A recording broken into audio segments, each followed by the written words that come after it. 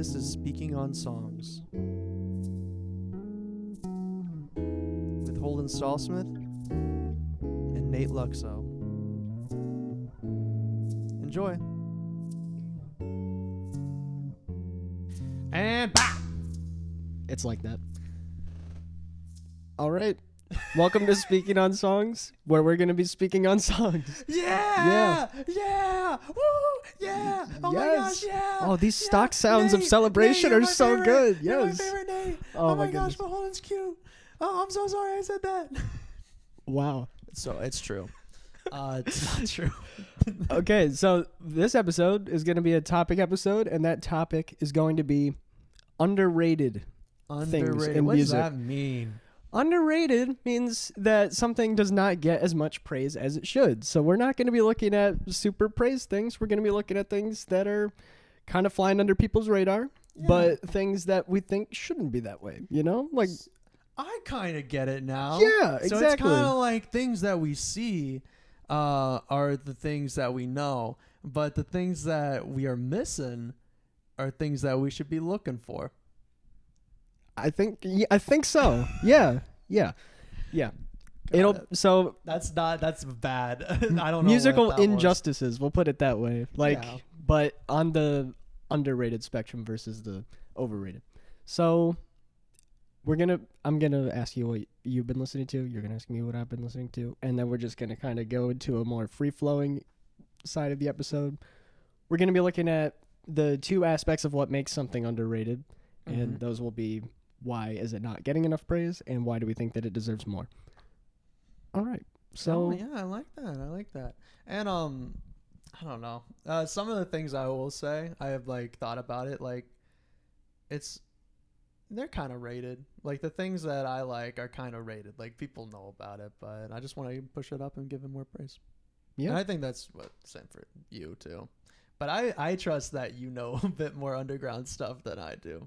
I don't know if that's true. I don't know if it'll be as underground as you're expecting, but very we'll underground. see. We'll see.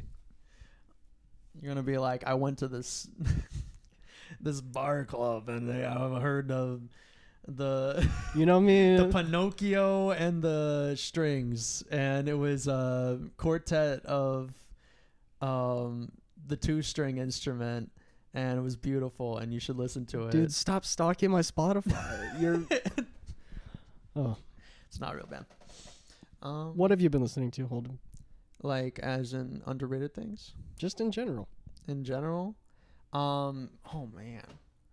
From last episode, I don't know, man. I've been listening to something that I was gonna talk about anyhow. Perfect. Can I may I start my unrated stuff? Yeah. So, there's this guy that I've been watching on YouTube for a while. His name is Joshua Lee Turner. And you've probably seen his stuff online because he does a lot of covers. He does a lot of covers of like old music, and they get really popular. So he's not underrated. He's definitely popular and well known. He even had his own guitar. Like he has his own signature guitar Wow. that I think our friend Jared got, and it came to him like broken. Like I think it broke during shipping, so he had to turn it back. I don't know, but Joshua Lee, turn it back. yeah, turn it back. But not a lot of people know that he makes his own stuff, and his own stuff is really good. He's a very he's really good at writing, and he's really good at guitar playing, and he plays a lot of instruments. And one of the albums I wanted to talk about, I even bought on vinyl to like support him. But it's We support supporting artists. It's called Public Life. Wow. This is a solo album that he made. I think he only has 2. It's not really. He has 2 other bands that I want to talk about later. But this one is just very like near and dear because this is his COVID album. This was him stuck in his own apartment, and he just wanted to make an album to pass the time. And this is very well written and very, I don't know, just very homey. It makes me feel good makes me feel calm, and it was a big thing that I liked wait for. Like when he was releasing the songs, it was a nice thing during like COVID and being stuck at home, not being able to do much, and like I was in college but not doing the college life because nothing was, up and going. But there's just so much good guitar playing, like Introduction, and I believe Nostalgia is really good, very well played. And there's just a lot of little bops. It's not grand, but it's very made in his bedroom. It's very indie, and low stakes. But there's some songs that are just very well written and very well like instrumentation. Even though it's one guy, it's a lot like McCartney. I love McCartney, and that kind of feel of like this isn't as this isn't a bunch of musicians coming together. It's one musician making his own thing. Or kind of like with Corey Wong, where it's like, okay, when he breaks off, what's he doing by himself? Yes. Yeah. Other than that, he has a band that he did a lot of stuff with that is called The Other Favorites. It's him and another person. Yes. I've heard of them. If you don't know them, listen to Fools. It's an EP. I think it's like 4 or 5 songs. That's their best thing that they made. And they have a album called Un-Americana. Yeah, I've heard that album. That's really good. It is really good stuff. And the biggest thing I want to tell is that he has a new band. It's a new duo. You probably have heard of her. It's Allison Young. She's got the red curly hair, and she does a lot of stuff with postmodern jukebox. Postmodern Jukebox. Yes. My roommate just recently told me about them, I think. Really? You never heard of them? No. All right, it's fun. They're just a lot of cool like twisting of popular songs, and right? Yeah. them into like it's a cool little formula. Yeah. And she does a lot of that, but it's him and her, and they're called The Bygones, and they have an EP out right now that's like very just acoustic folk, and like Americana. It's really cool, short and simple, and it's a lot of cool ideas, and I love how they work together. And they're releasing a new album right now, and there's 2 songs out, and they're so good. I think the 2 songs are Do Stars Turn Cold and Whatever That Is. Whatever That is really good. Whatever that is, it's a bop. And it's less folk in this one. It's more rock. Interesting. It's more soft rock, which I love. And so do you feel like Joshua Lee Turner doesn't get as much recognition because of his covers and stuff like that? Do you feel like that kind of overshadows his other side quests? Mm-hmm. Because he started out on YouTube, and YouTube is his biggest thing. And I think YouTube's not as kind to people who want to branch off and do other stuff. If it's, he's known for covers, they're going to recommend him if it's a cover. And people who are into watching covers are going to see his content. And if it's not a cover, they're not going to care. Yeah, they're going to be a bit confused. So I love that he's still taking the time to do this. And I think he still keeps his channel alive. He found time for, keeping that alive, but also going off of these tangents of creativity, and I love every time he makes something. So yeah, that's my underrated artist for his solo and his band careers. That's nice. That's good. Can I share something I've been listening to that isn't one of my things? Yes, I was gonna share. I'm so sorry. I should have let you go first. No. Getting into it. No, it is something that I think is underrated though. It's a band called Bonnie Light Horseman, and they have an album called Rolling Golden Holy. I keep forgetting the name of it. It has those 3 words in some order. Rolling Golden Holy. I'm pretty sure it's called. That sounds really. I want to say Holy Roller because that's actually a word, but it's not that. I'm pretty sure it's Rolling Golden Holy, and I don't think enough people have heard of them. So I think that'll be my themed what I'm listening to. But they also have like each of the 3 members have their own like solo projects or whatever. And one of them, Eric D. Johnson, has an album called EDJ. That's another good album. Like that album EDJ and Rolling Golden Holy. I've been like kind of playing on loop, and I wear albums to death all the time. Those are my latest ones. That's so cool. What kind of feel do they have? What kind of genre? It's like it's newer folk. Like they're not trying to. It feels really indebted to older folk sounds. It doesn't really try to break any ground or anything like that, but it's still really well written, and it pays homage to older folk stuff, and I like that it's really reverent of that sound. Nice. Okay, I'll have to listen to that. Yeah, check them out. Mm-hmm. Do you want to say another thing? I think Well, so. actually, you said that they were kind of underrated. Why are they underrated? Just kind of new? Yeah, I think it's because they're not trying to purport that they're doing something crazy special. Like they're not saying, "Hey, look, we have this brand new sound that you've never heard before." I feel like they're more focused on honing it themselves. Yeah. And like I said, like looking backwards into those inspirations, because there's a place for each of that. I think there's a place for artists saying, "Okay, we're going to be synthesizing these brand new sounds," or like pioneering this brand new style. And then there's some people who are like, "Okay, let's look backwards into how we arrived here in the music scene." And I think they're the latter, where they're like, "Okay, let's just take some time and look at these older artists." And I think they do a good job at that. Nice.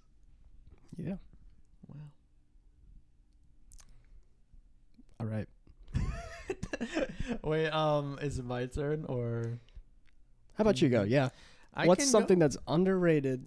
Underrated? Yeah. There's so many things that are underrated. But I think so I like vinyl, and big reason for that was the collection that I got from my Aunt Marilyn. And one of those things, she had a good taste in music, very good taste in music. One of those things was this album called Django Reinhardt, The Versatile Giant. The Versatile Giant. That's such a cool combination of words. He's so good at playing guitar. He's one of my favorite guitarists. He's like a gypsy guitarist. What genre is this? Instrumental. I wouldn't say big band, but like orchestral, gypsy. It's everywhere, dude. With really? This, he's a gypsy guitarist. That's what he does. But he can play some classical pieces as well. And this album specifically is he died, but these are some old recordings. I believe this is the history of this album. And so there's a lot of like blue bossa in there, but then it'll go to sad orchestral, like somber pieces that are beautiful. And the biggest thing about him is that he was in World War II or One. One of them, one of the big ones, and not the revolution. And he lost movement in, I believe, 2 of his fingers. So in his thumb. Oh, wow. So he's only fretting his guitar with 2 fingers. That's impressive. It's very impressive. He had to learn how to play chords like that and like play lines like that, and they're still so beautiful. And definitely give him a listen. I know in Spotify you can't find this album, but I think this is his best album because it just how well mixed it is. If you go on Spotify and look up Django Reinhardt, you'll find some pretty like grainy recordings of him, but he's just amazing. And if you like the old music like that, you should take a listen. And I think that's the only thing that makes him underrated. I feel like a lot of people who like going back to older stuff is how they discover him. And right. A lot of people have found him. But I think a lot more people should find him. And I think there should be better mixed versions of his stuff. I really wish there was like remasters of his work because his playing is awesome. Yeah, that'd be awesome if there's like some anniversary or something and they decide to re-release it. Yeah, because that can be a big barrier into why people don't check stuff out, is because it's just not preserved. It's not. But I would say it's what we have is pretty good. But I wish this album was on streaming services. Yeah. Speaking of albums on streaming services, Ooh. I'm gonna bring up an album by an artist that a lot of people know. So that's not what's underrated about it. But this specific album gets way. It doesn't get any recognition. Tell me more. Are you familiar with Childish Gambino? No. He's Troy from Community. Oh, I love that guy. He's the guy who made Atlanta. I love that man. Oh yeah. What's Atlanta? Atlanta. City in Georgia. I only know So Troy. most people are familiar with Donald Glover. He's one of my favorite celebrities in general just because he's literally a jack of all trades and a master of all of them. He doesn't really put his hands on any art form without turning it to gold. He's really great. And one of the things that he did first, and one of the reasons he left Community, if not the prime reason, was because he was focusing on his rap career under the moniker Childish Gambino. So he made 2 rap albums officially.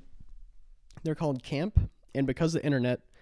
And then even though he made like some mixtapes and an EP, he made a funk R&B album called, it's really more soul actually, called Awaken My Love. And that was such a departure from everything. And everyone was like, oh, this isn't a rap album. I think it's really good. But the album I'm talking about doesn't really have a title. Really? It's just called 3/15/20 because it was released on 3/15/20 when the world was ending and the pandemic was starting. Oh, dang. Yeah, I vividly remember this album coming out because it was like, it was put on a website that I think it was called DonaldGloverPresents.com or something like that. And it was just live streamed on a loop. And it was like, this is so weird. And it was like, is this an album? It's like 40-ish minutes of music, so it's technically an album, and it sounds like Donald Glover made it, so it's like, I guess this is a new Childish Gambino album.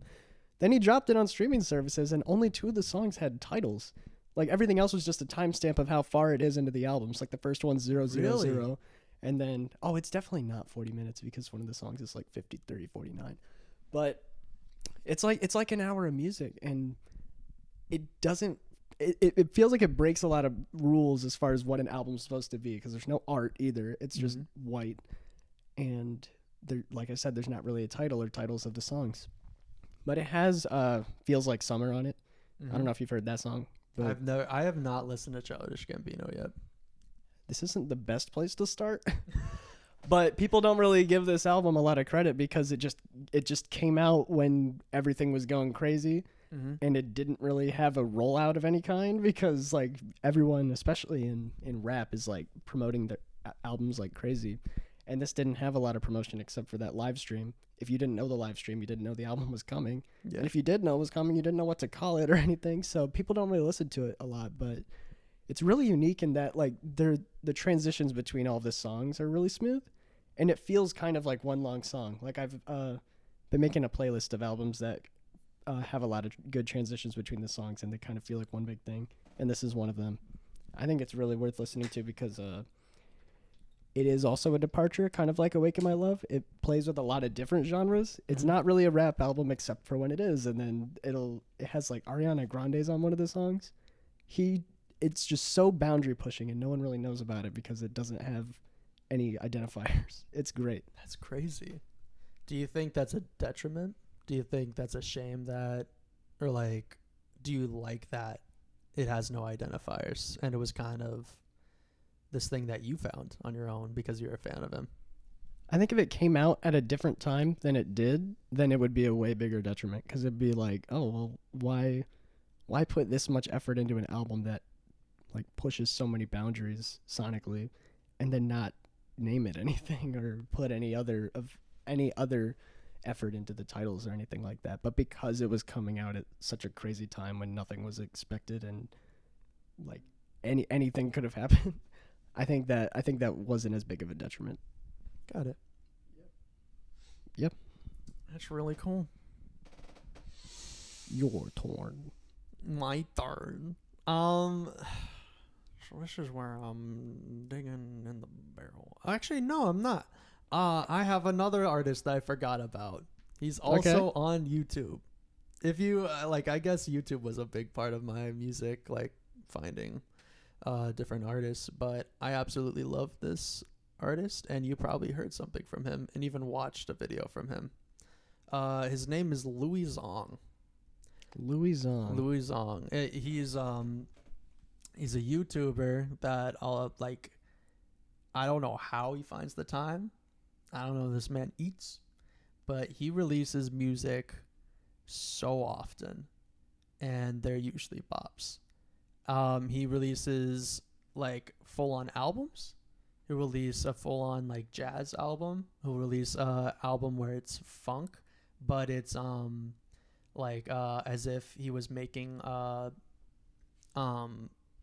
soundtrack for like a children's cartoon Okay. called Funky Friends. That album rocks, and it's usually instrumental, but then he'll have like there's a album called Pocket where he has some singers in there, and he'll have, I don't think I wrote down this album, I think it's like Cartoon Dinosaur or something like that, but he sings a lot of songs in that.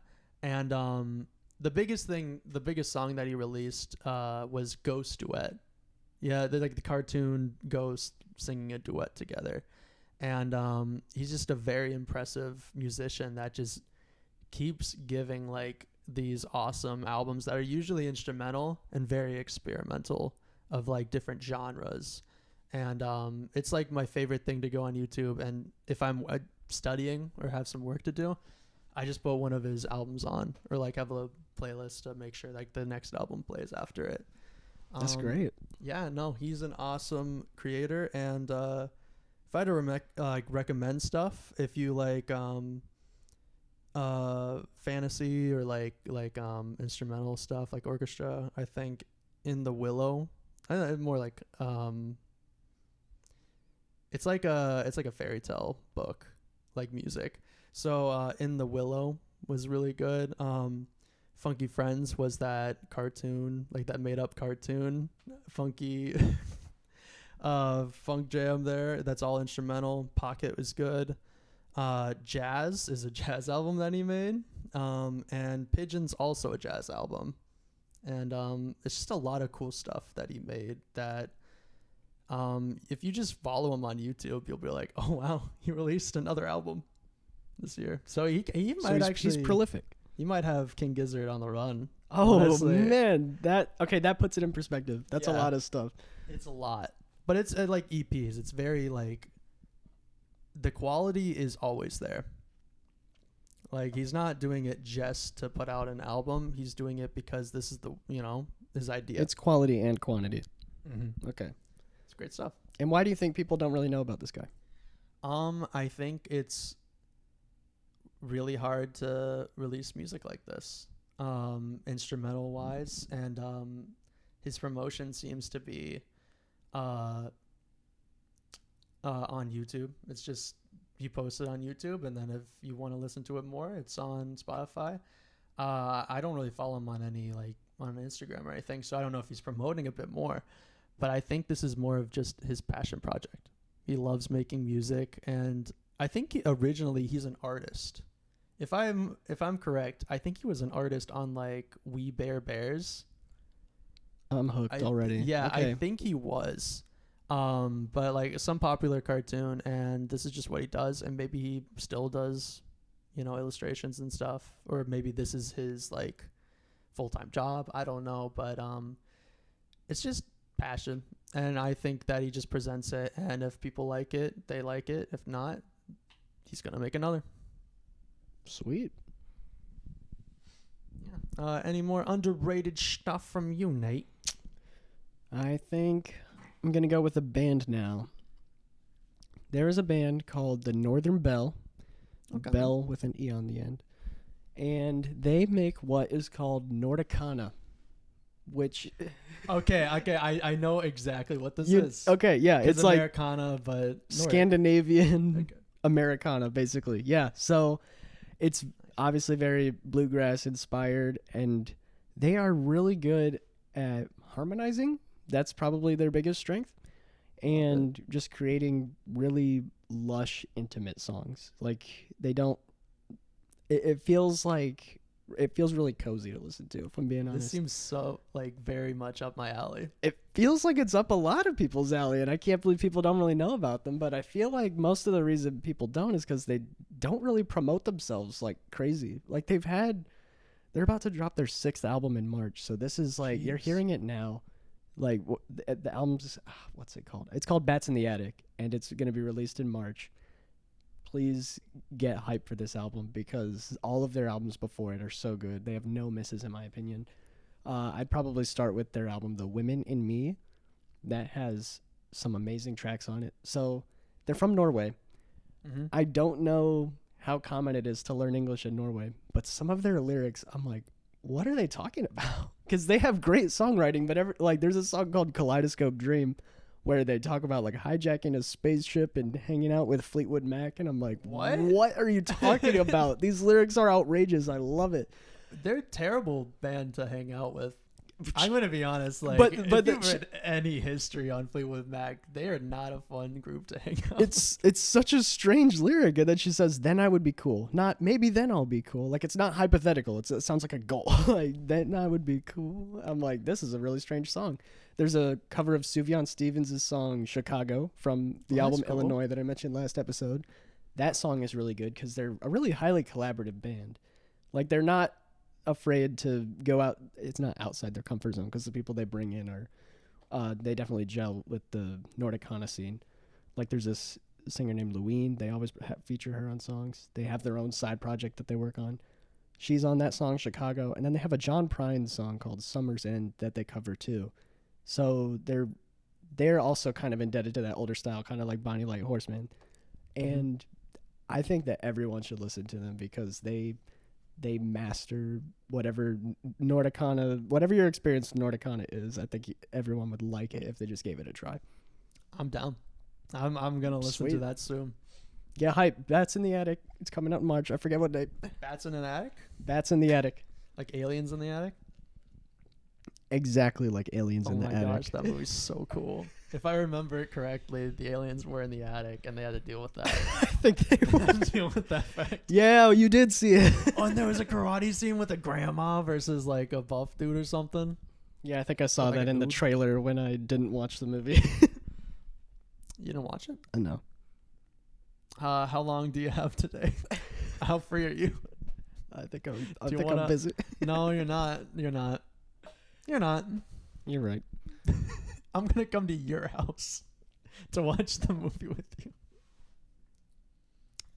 What else do you think is underrated? Why are you moving on from this? Because Okay, I don't want to watch Aliens in the Attic. You do though.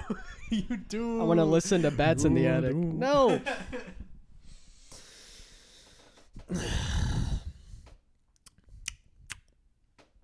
I'm sorry, guys.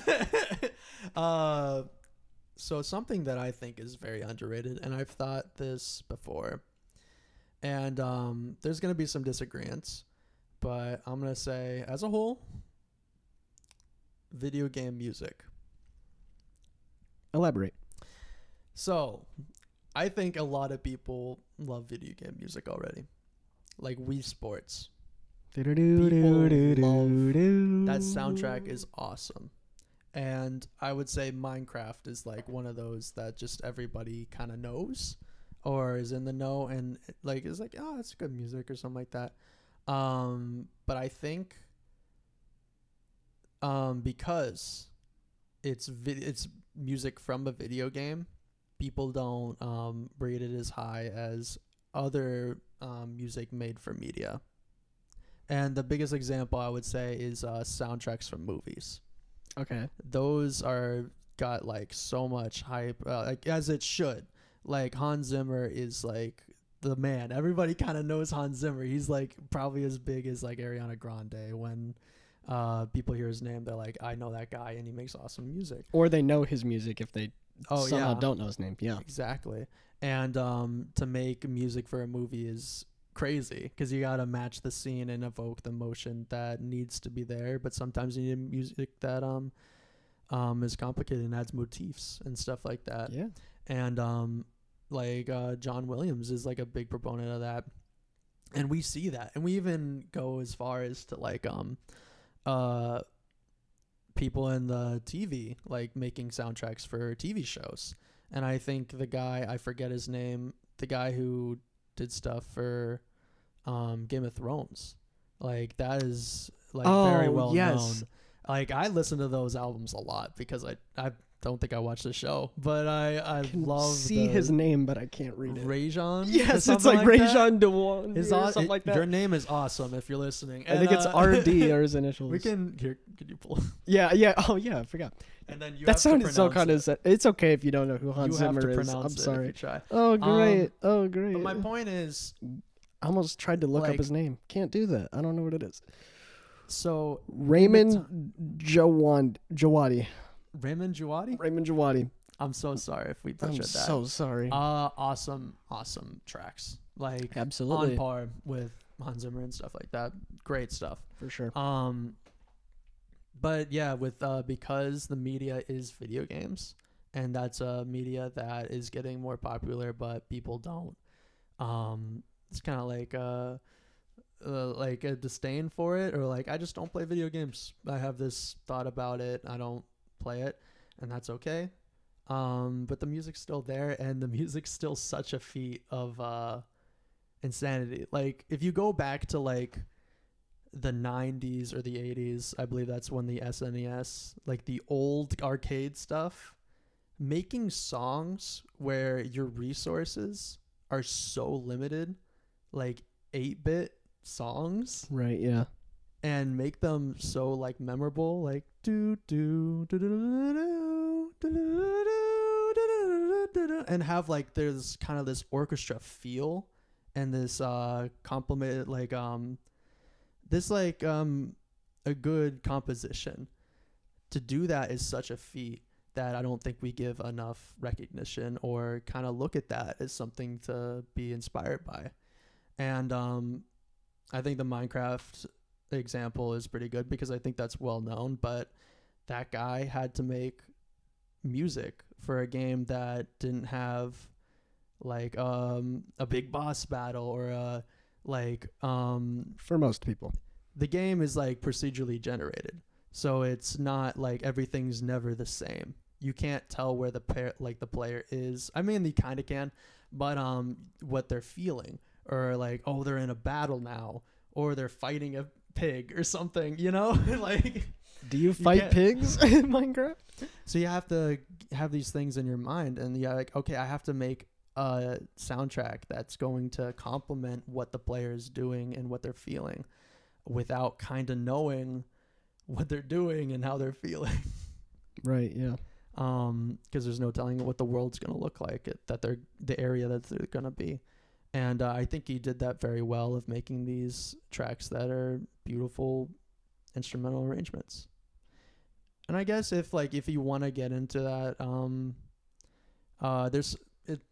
it's just media for like games, so it's gonna be a different. If you want a funk thing, I'm sure there's funk anywhere in like one game. But like if I had to recommend stuff, like Skyrim, the soundtrack It is is this pretty good. beautiful orchestra. It's definitely what you're used to in like Hans Zimmer and John Williams, but it's definitely more for the background. Yeah. I was gonna say that's good for studying. Yeah, it's very instrumental background noise. If you're a fan of lo-fi, you'll definitely be a fan of like some video game music. I can't guarantee anything, but like I'm sure that the same thing could be said about like audiobooks, and how like we're getting like good like audiobook or like kind of acted out stuff where there's music being made for that, and we don't consider that music. We're not. Sure, I'm sure. sure like that's like a demographic of music that we don't pay attention to or give credit to those people that are making those songs. And I don't know. That's what I think is underrated, is video game music, because I've been listening to it for like all my life, and I'm starting to appreciate how well made they are. So correct me if I'm wrong. Yep. It's like you're kind of making the argument that it can adequately be separated from whatever media it started out with. So it's kind of underrated because people are like, oh, well, it's from that video game and I don't play that video game. What use can I have of that music? But you feel like it could have multiple uses. Like you could. Yes. Yeah. Okay. I say context is, useful, but like Sure. some tracks don't need that. You know, some soundtracks don't need that. You can just jump in. Like in the Skyrim one I just recommended, there's like a 16-minute thing of just being out in the cold. It's just wind and Sounds stuff. wonderful. But there's like a bit of like music and atmosphere. And you know, if you didn't have that context that this was like a video game soundtrack and that's why it was made, I'm sure you're gonna be really weirded out or into it. Like, oh, I'm chilly. But yeah, That's awesome. thanks, man. All right, why don't you go ahead?